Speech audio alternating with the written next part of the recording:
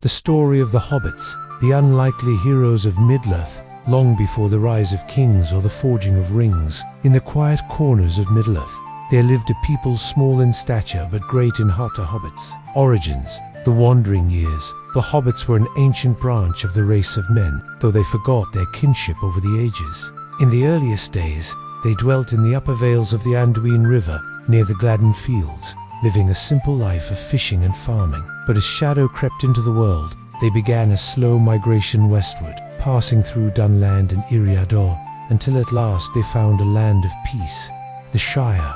The founding of the Shire. In the year 1601 of the Third Age, two bold hobbit brothers, Marco and Blanco, crossed the Brandywine River with their people and settled the fertile green hills beyond. The Shire was born a land of cozy smiles, well-stocked pantries, and rolling farmlands. The Hobbits thrived under their own governance, electing a thane and a mayor, and paying little heed to the wars of elves and men. The nature of Hobbits. Hobbits were a peculiar folk, small but sturdy, standing only 2 to 4 feet tall. They were nonetheless tough and resilient, stealthy and nimble. They moved with uncanny quietness, a skill that would later prove vital. Homesick adventurers. Most hobbits hated travel, yet the few who ventured beyond the Shire often played great roles in history. Resistant to corruption.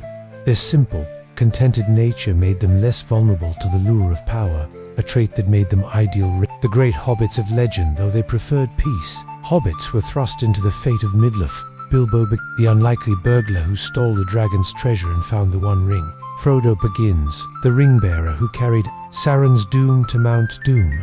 Samwise Gamgee, the loyal gardener whose courage saved Merry Brandybuck and Pippin Took, the mischievous friends who roused the NTS and fought in great battles. The Fourth Age, the dominion of hobbits. After the War of the Ring, the hobbits returned to a Shire scarred by Saruman's Tyrannobit. They rebuilt, and their deeds were remembered. The Red Book of Westmark, written by Bilbo and Frodo, preserved their tales for future ages, and though the big folk often overlooked them, the wise knew, when darkness came, it was the small hands of hobbits that turned the tides of fate. Even the smallest person can change the course of the future.